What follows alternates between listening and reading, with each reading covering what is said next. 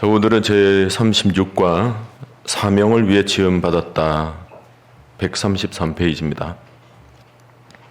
1997년에 92세의 나이로 세상을 떠난 유대인 빅터 프랭클 박사가 쓴 책 중에 그래도 나는 삶을 의미 있는 것이라고 생각한다라는 베스트셀러가 있습니다.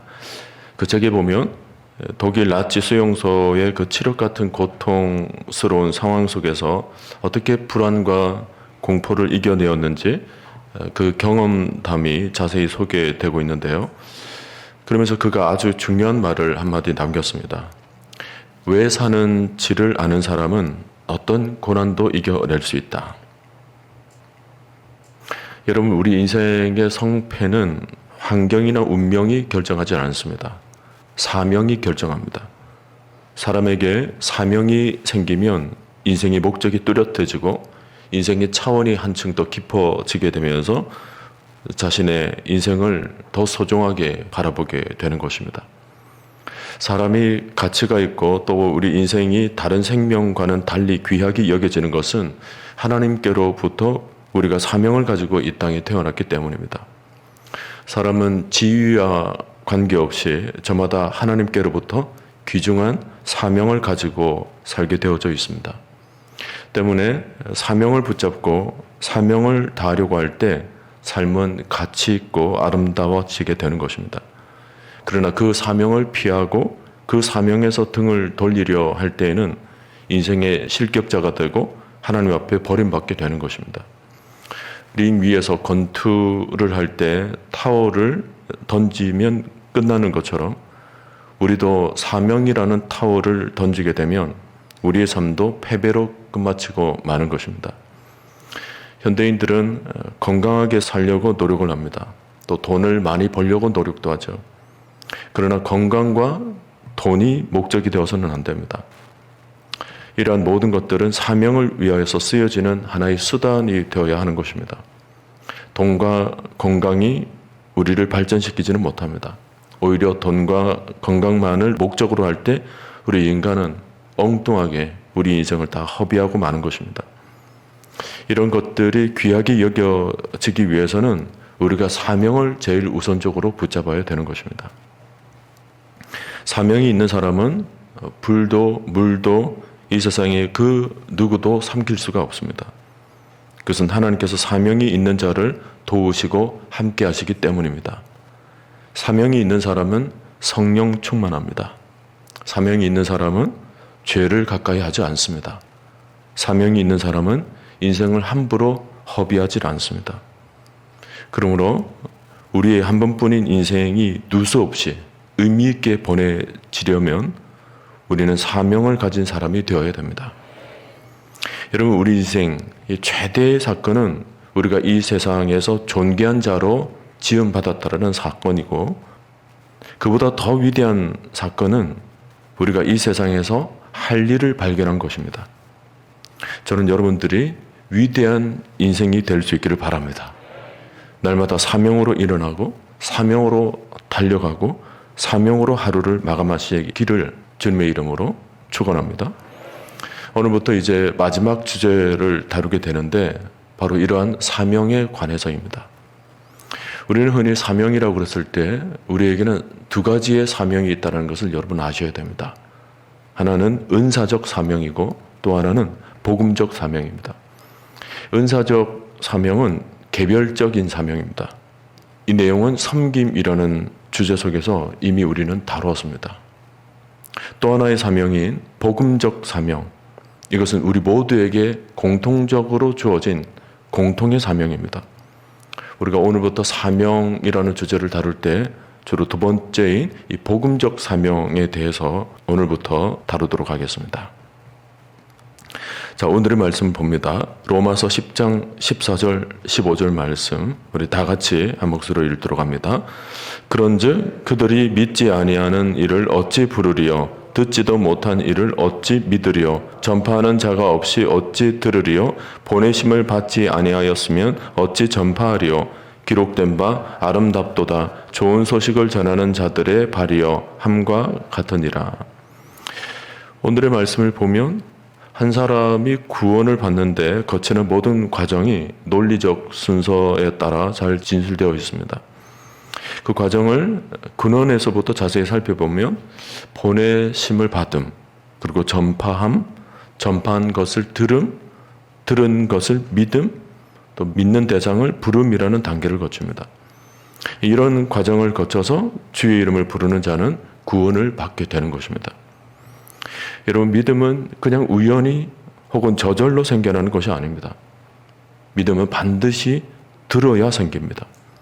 믿음은 들음에서 나며 들음은 그리스도의 말씀으로 말미암습니다. 그러므로 우리는 마땅히 불신자들에게 복음을 전하여서 그들로 복음을 듣게 해야 하는 것입니다. 이것이 우리 신자들의 의무이고 사명입니다. 서론을 읽으면서 정리를 합니다. 하나님은 인간을 사단으로부터 구원하고 당신과 화해하길 원하고 5가지 창조 목적이 이루어지길 원하신다.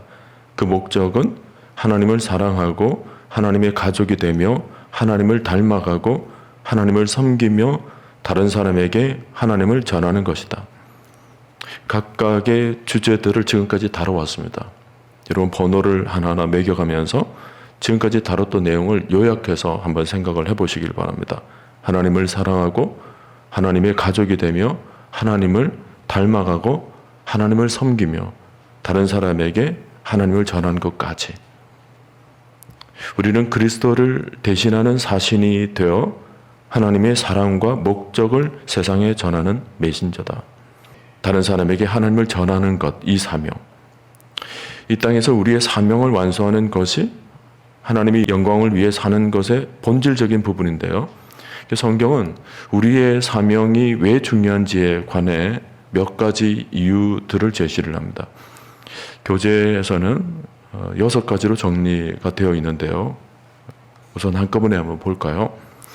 우리의 사명의 중요성. 첫 번째, 다 같이 읽도록 하겠습니다. 첫 번째, 이 땅에서 예수님의 사명을 계속 이어가는 것이다. 둘째, 이 사명은 우리에게 부여된 위대한 특권이다. 셋째, 이 사명은 세상 사람들에게 보여줄 수 있는 가장 큰 사랑이다. 넷째, 우리의 사명은 영원한 중요성을 갖는다. 다섯째, 우리의 사명은 삶의 의미를 부여한다. 여섯째, 종말 시간표는 우리가 사명을 완성하는 것과 연결된다. 하나하나의 의미들을 여러분 거의 외우다시피 한번 묵상을 하시길 바랍니다. 이 땅에서 예수님의 사명을 계속 이어가는 것, 이거 지속성에 관한 얘기죠. 이 땅은 우리에게 부여된 위대한 특권이다. 우리에게 주어진 하나님의 권리, 특권, 그리고 세상 사람들에게 보여줄 수 있는 가장 큰 사랑의 모습이고, 또 이 사명은 영원한 중요성을 갖는다. 가장 우선순위에 관한 내용입니다. 그리고 우리의 사명은 삶의 의미를 부여한다. 우리가 이 땅에서 왜 사는지, 또 왜 살아가야 하는지, 우리가 장수를 한다면 왜 장수해야 되는지에 대한 그런 의미들을 부여합니다. 그리고 마지막 종말 시간표는 우리가 사명을 완수하는 것과 연결된다. 이 6가지. 자, 1번. 이 땅에서 예수님의 사명을 계속 이어가는 것입니다. 여러분이 아시는 것처럼 우리 예수님께서 이 땅 삶 가운데 보여주신 것은 바로 복음 전파의 사명이었습니다. 주님은 사명을 위해 이 땅에 오셨고 사명으로 한평생을 집중해서 사셨습니다. 12살 때 예수님은 나는 아버지의 일을 해야 한다라고 말씀을 하셨고 21년 후에 십자가에서 돌아가시면서 다 이루었다라고 말씀을 하셨습니다. 사명을 따라 오직 한 길을 걸으셨고 그 사명을 다 완수하셨습니다. 예수님이 이 땅에서 가지고 계셨던 사명은 이제 우리의 것이 되었습니다. 우리가 그리스도의 몸이기 때문에 그분이 육신을 입고 행하신 모든 일들을 그분의 영적인 몸인 교회가 계속 이어져 가야 하는 것입니다. 그 사명이 무엇입니까? 바로 사람들에게 하나님을 알게 하는 것입니다. 주님은 우리를 오라 부르셨고 이제 양육받은 후에 이제 주님을 위해서 가라라고 명령을 하시는 것입니다. 우리가 잘 알고 있는 마태복음 28장 19절 20절 말씀을 보면 우리 주님께서 마지막 남기신 말씀이 나오는데요. 무엇이었습니까?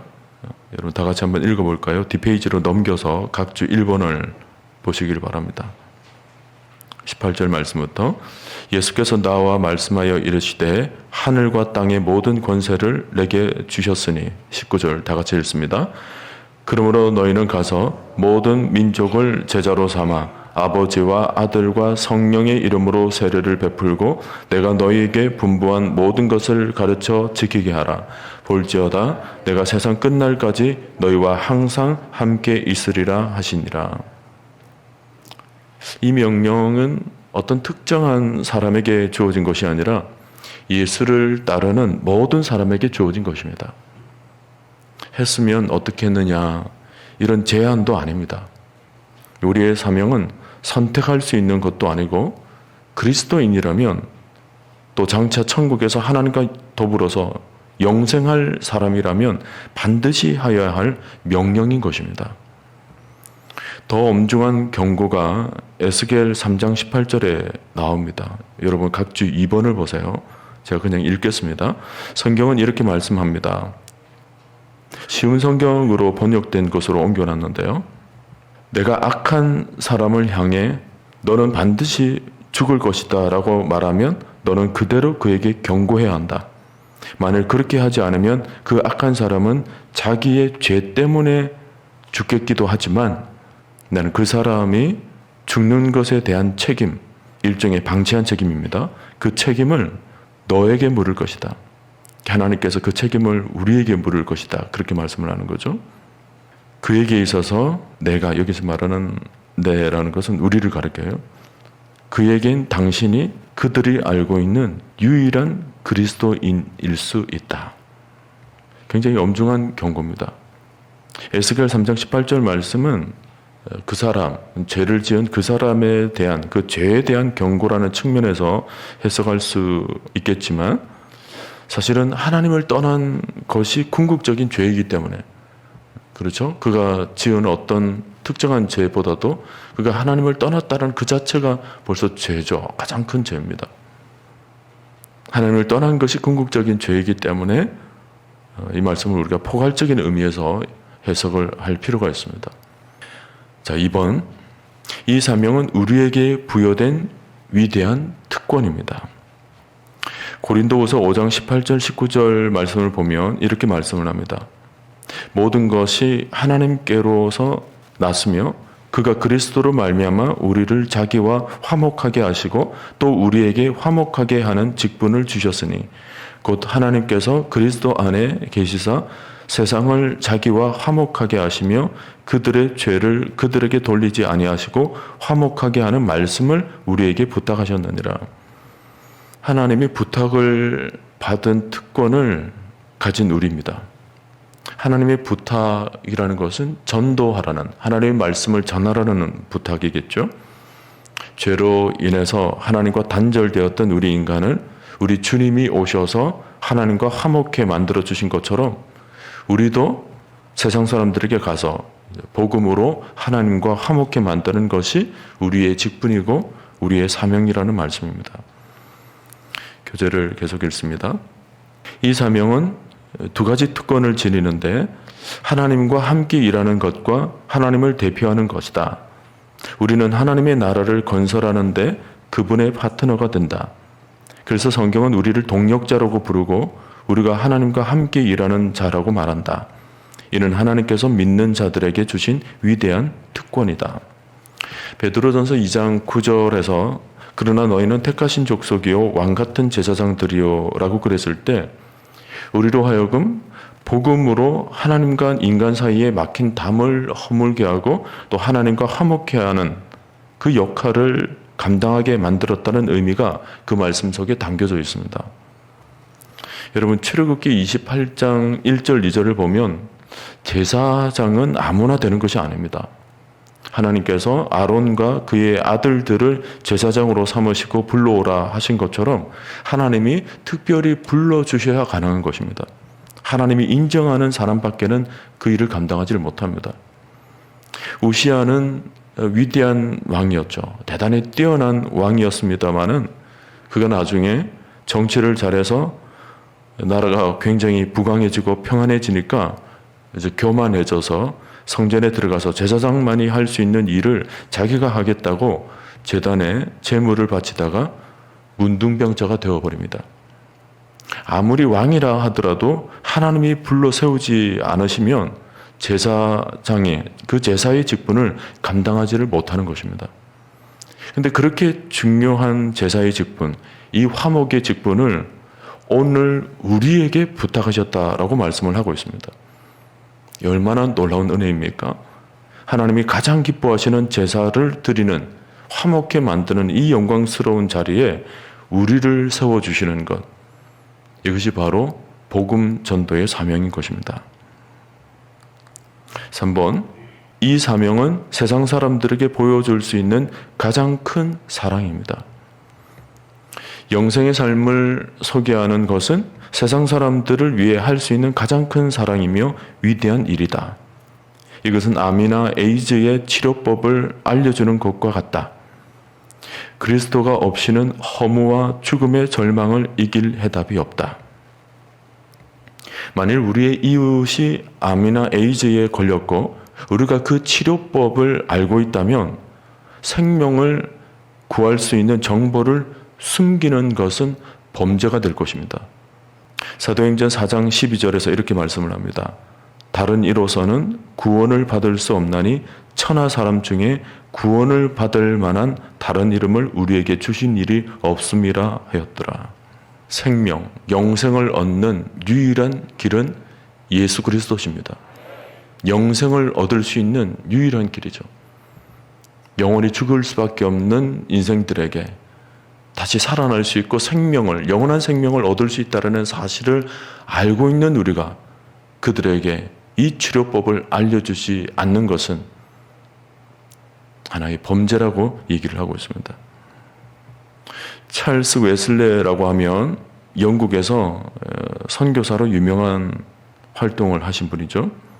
이분이 쓰신 찬송가 하나를 보면 너무나도 영혼들을 바라보면서 불쌍히 여기는 그런 마음이 그 심정 속에서 줄줄이 흐르고 있다는 것을 우리가 보게 됩니다. 예수 안 믿고 있는 형제들을 볼 때마다 막 가슴이 아픈 거예요. 속에서 눈물이 솟구치는 거죠. 그래서 그저 입을 다물고 가만히 있을 수가 없는 거예요. 그래서 지은 찬송이 찬송가 522장입니다.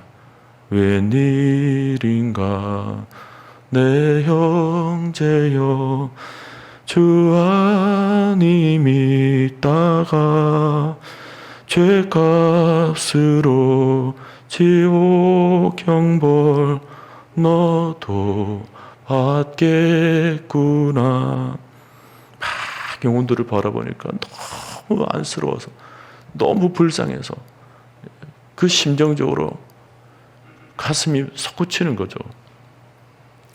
이제 죽을 수밖에 없는 인생, 그렇게 살다가 10년, 20년 인생을 마감하고 나면 그것으로 끝이 나 영원한 지옥 형벌에서 영원토록 사는 그런 모습을 생각해 보니까 못 견디는 겁니다.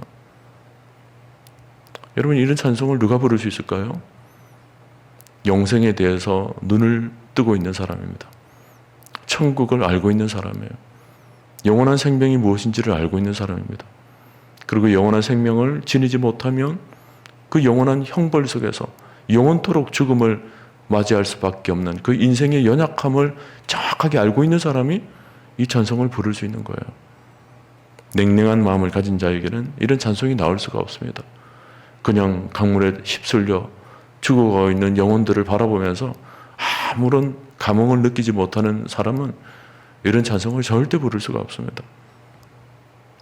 나만을 위해서 기도하고 나만을 위한 구원을 생각하고 나만 복받기 위해서 하루 종일 애쓰는 사람에게 있어서는 이런 찬송이 나올 수가 없어요. 하나님의 마음을 지닌 사람, 예수의 심정을 가진 사람만이 이런 찬송을 부를 수가 있습니다.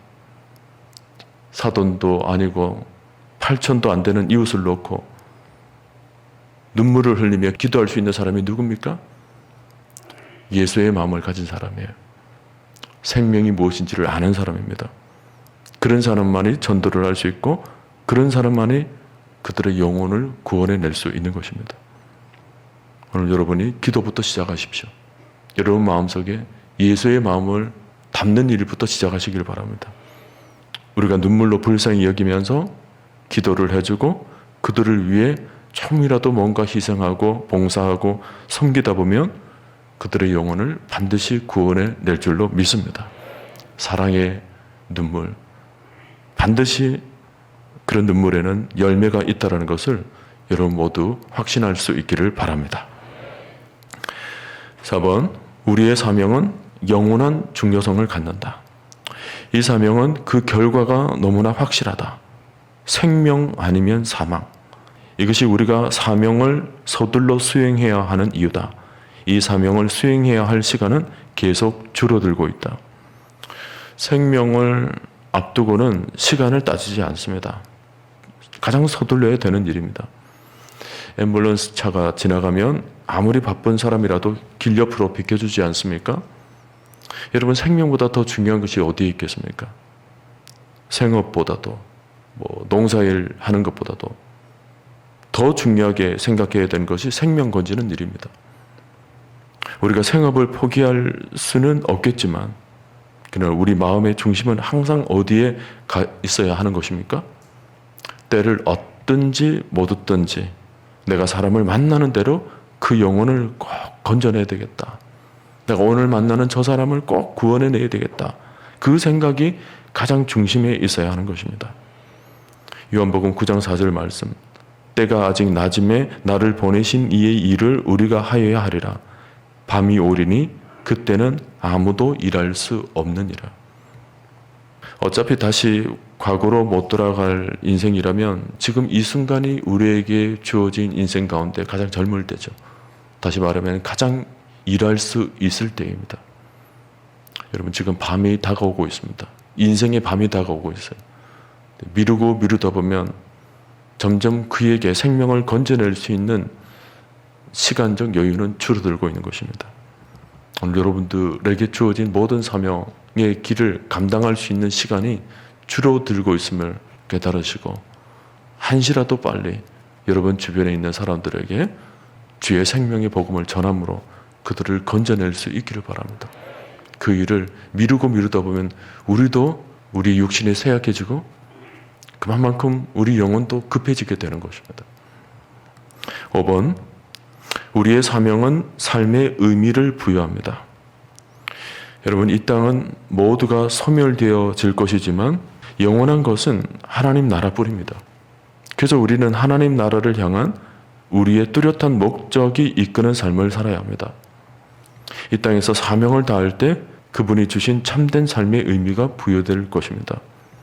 사도행전 20장 24절 말씀, 내가 달려갈 길과 주 예수께 받은 사명 곧 하나님의 은혜의 복음을 증언하는 일을 마치려 하면은 나의 생명조차 조금도 귀한 것으로 여기지 아니하노라. 몇 년 전에 선교 대회에 제가 참여할 기회가 있었는데 그때 얼마나 많은 젊은이들이 몰려왔는지 모릅니다. 겉으로는 세상 사람들이 기독교를 욕하고 있지만 실상은 그것을 덮을 만한 은혜가 있습니다. 우리 하나님이 젊은이들에게 복음을 전하고 싶어 견디지 못하는 열정을 주셨어요. 지금의 젊은이들은 그렇습니다. 그래서 지금 얼마나 많은 우리 젊은이들이 전 세계로 뻗어져 나가고 있는지 모릅니다. 직장을 찾지 못한 젊은이들도 오히려 세계로 가서 사업을 하면서 지금 선교를 감당하고 있는 젊은이들도 굉장히 늘어나고 있다고 그래요. 무엇이 그 젊은이들을 전도와 선교의 현장에 자신의 인생을 드리도록 하고 있습니까? 바로 삶의 의미가 분명하기 때문입니다. 이 땅의 인생이란 불과 7, 80년, 8, 90년이면 다 소진되고 말 것이라는 것이지만 저 영원한 나라는 영원한 것이기 때문에 그 나라가 주는 참된 삶의 의미를 붙잡고 살아가는 것이 너무나도 중요하다는 것을 이 젊은이들이 일찍 깨닫는 거죠. 그래서 지금 선교 현장, 선교 사역에서 지금 보고가 들어오면 그래요. 한국인들이 한류의 바람을 타고 지금 전 세계로 뻗어져 나가서 복음을 전하는 사람들이 지금 이 우후죽순처럼 지금 생겨나고 있다는 것입니다. 굉장히 고무적인 일이에요. 여러분 한류 아시죠? K-팝, 뭐 K-문학 그러잖아요. 그것 때문에 우리 한국인의 위상이 굉장히 지금 올라가 있습니다. 우리가 이 땅에서, 그러니까 우리나라에서, 국내에서는 그것을 잘 느끼지를 못할 수도 있겠습니다만은 지금 전 세계로 나가면 심지어 선진국 속에서도 우리 한류의 바람이 굉장히 드세게 지금 불고 있어요. 사람들이, 한국 사람들을 굉장히 좋아합니다. 그것을 타고 우리 젊은이들이 국내에서는 뭐 뚜렷하게 일자리가 없다 해서 해외로 나가는 경우가 지금 굉장히 많이 생겨나고 있는데, 해외로 나가면 다 예수 믿는 사람들이 된다는 거 여러분 아시는지 잘 모르겠어요. 실제로 그렇습니다. 제가 미국에 있을 때도 한국에서는 전혀 예수를 믿지 않고 교회를 다니지 않던 사람이 미국으로 오면 모르겠어요. 생존을 위해서 그런 건지는 모르겠지만 다 교회 나와요. 교회 나와서 예수를 믿게 됩니다. 요즘 젊은이들이 좀 그런 것 같아요. 지금 전 세계 각 나라에 나가게 되는 젊은이들이 직장 따라 나간다고는 하지만 나가서 이제 복음을 그들이 먼저 받아들이고 그리고 그곳에서 선교 사명을 감당하고 있는 거죠. 놀라운 일입니다. 감사한 일이죠. 오늘날 웬만한 젊은이들을 한번 보세요. 그냥 부모가 차 사주면 그 자동차를 몰고 옆에 아가씨 앉혀놓고는 이리저리 유흥가로 밤이고 낮이고 돌아다니면서 즐기고 인생을 엔조이하는데 정신이 없고 마치 소돔과 고모라에 사는 백성들처럼 그렇게 즐기는 것이 인생의 끝이라고 생각하고 그냥 인생을 다 소비하기가 일수인데 그런 거 다 마다하고 복음 전하기 위해서 달려가는 우리 젊은 청년들의 마음속에 무엇이 있느냐? 영원한 나라에 대한 분명한 소망이 있다는 것입니다. 그래서 아직까지 한국 교회는 소망이 있는 것입니다. 한국의 그리스도인들이 소망이 있는 것입니다. 믿습니까, 여러분? 자, 6번. 역사의 종말에 대한 하나님의 시간표는 우리가 사명을 완수하는 것과 연결된다. 역사의 종말은 오직 하나님께 맡겨진 일이요 우리는 그저 복음 전파에 매진하면 된다. 사명에 집중하라. 마태복음 24장 14절 말씀. 이 천국 복음이 모든 민족에게 증언되기 위하여 온 세상에 전파되리니 그제야 끝이 오리라. 여러분 우리 성도들은 항상 종말론적 시각을 가지고 있어야 합니다. 교회를 다니면서 종말론적 시각이 뭔지 모르시면 안 됩니다. 우리의 시간의 끝은 이 땅이 아니라는 것입니다. 하나님 나라가 우리의 끝입니다. 우리가 끝을 보게 되는 방법은 두 가지입니다. 하나는 우리가 살았을 때 예수님이 이 땅에 다시 오거나 또 하나는 우리가 죽어서 하나님 나라에서 살게 될 때 그 이후에 일어나는 일들에 대해서 종말론적이다. 이런 단어를 사용합니다. 여러분 우리는 종말을 바라보며 달려가는 사람들입니다. 이것은 한 사람 예외가 없어요. 절대로 시야가 이 땅으로 한정되어 있으면 안 됩니다. 여러분 스데반이 순교하면서 왜 기뻐했습니까? 그런 천국의 미래를 생각한 것입니다. 이 땅에서는 핍박을 받아 순교를 당하지만 그의 눈은 이 땅에 있었던 것이 아니에요. 저 영원한 천국의 세계, 그 영생을 바라봤던 거죠. 주기철 목사님이 왜 순교하면서도 찬송을 불렀습니까? 바로 천국에 대한 소망을 선명하게 지니고 있었기 때문입니다. 이 천국의 소망을 가진 사람은 누구나가 다 마찬가지예요. 기쁨의 찬송이었습니다. 죽음에 이르러서도 찬송 부르며 가는 거예요. 사명 완수를 위해서 오직 한 길만을 걸어왔다는 그 명백한 인생의 발자취를 돌아보며 할렐루야 찬송하며 그분 면전, 그분 보좌 앞으로 나아가는 것입니다. 오늘 우리도 이런 영적인 눈이 활짝 뜨여져 있을 수 있기를 바랍니다. 죽음의 순간에서 뜨여지는 것이 아니라 이 땅을 지금 이 순간 이렇게 살면서 이미 천국에 대한 눈이 뜨여져 있어야 되죠. 그래서 우리는 땅에 살지만 하늘을 사는 사람입니다. 육신을 가지고 이 땅에 머물러 있는 것처럼 살고 있지만 사실은 우리 영혼은 이미 천국에 가 있는 거예요. 그것이 영생을 누리는 자의 삶입니다.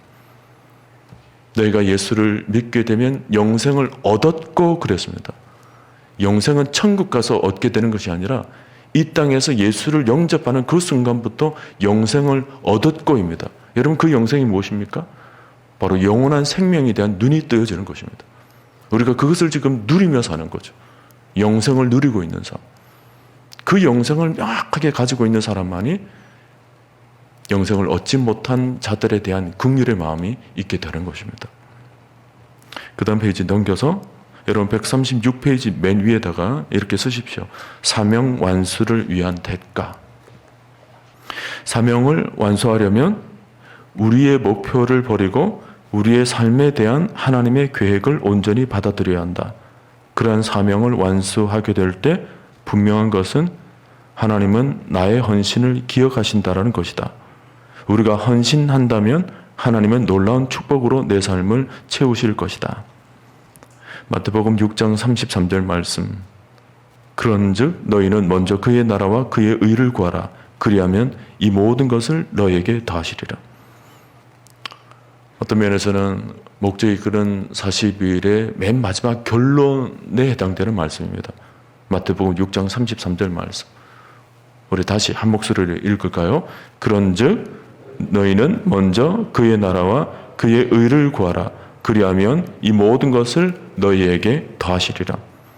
우리가 우리의 사명을 완수하는 데 헌신한다면 우리는 일반 사람들이 경험하지 못하는 방법으로 하나님의 은혜와 복을 경험하게 될 것입니다. 하나님의 채워주심을 경험하게 될 거예요. 이 땅의 것들을 하나님께서 다 채워주시는 그런 은혜. 오직 그의 나라와 그의 의를 향해서 달려가는 자들이 경험할 수 있는 하나님의 역사인 것입니다. 뿐만 아닙니다. 사실은 이 땅의 것들이 채워지는 것은 영원한 나라는 관점에서는 좀 시시한 것들이라고 말할 수가 있어요. 그런 땅의 것보다 더 놀라운 축복은 우리가 성령의 역사를 체험하는 은혜인 것이고 하늘의 것이 채워지는 은혜인 것입니다. 이런 은혜를 여러분 누리게 될 거예요. 이 모든 것을 더하여 주시리라. 사복음서를 여러분 보십시오.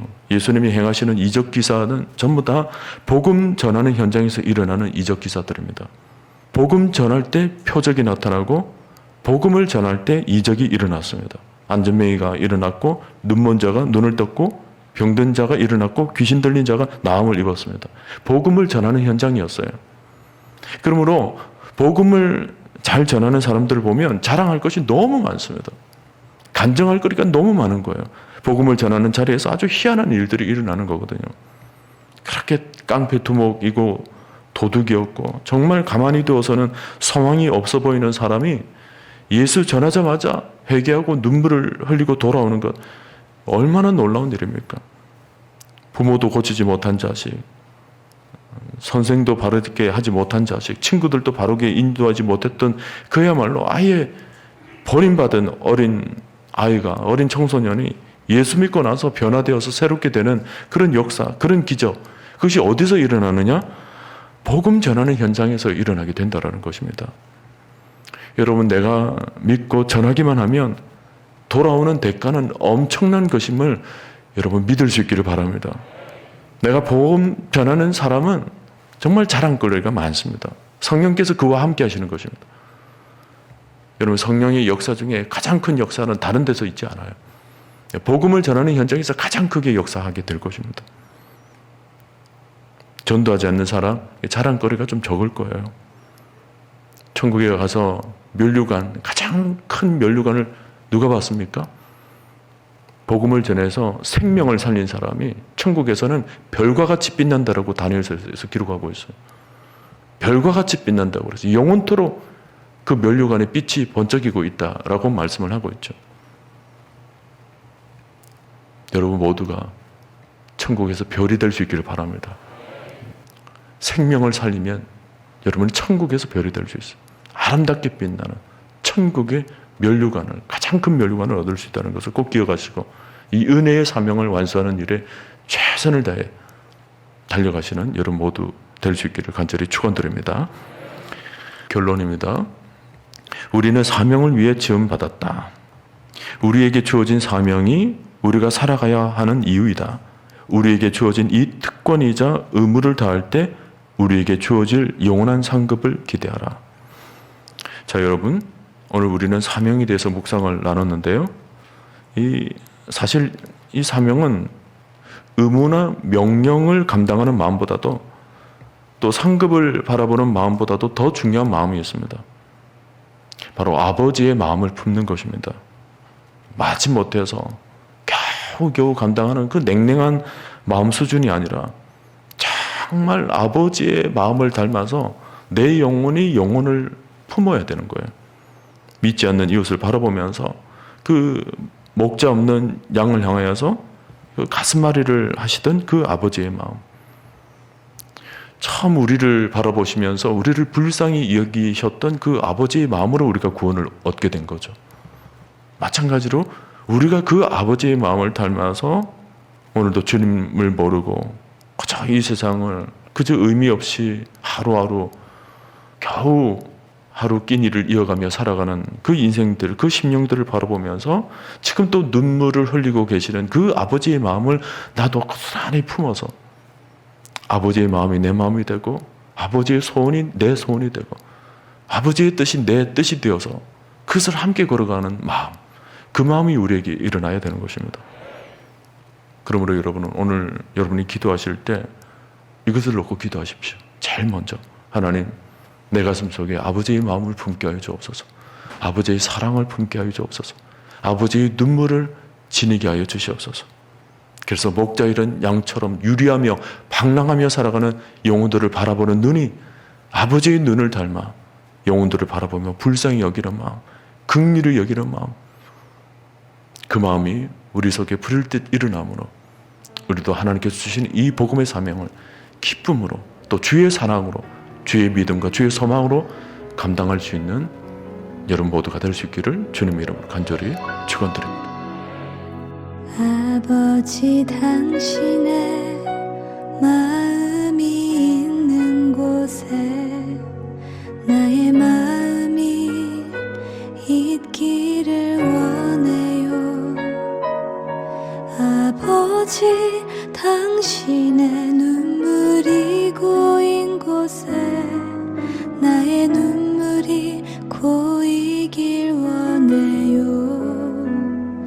아버지, 당신이 바라보는 영혼에게 나의 두 눈이 향하길 원해요. 아버지, 당신이 울고 있는 어두운 땅에 나의 두 발이 향하길 원해요. 나의 마음이 아버지의 마음 알아. 내 모든 뜻 아버지의 뜻이 될 수 있기를 나의 온몸이 아버지의 마음 알아. 내 모든 삶 당신의 삶 되기를.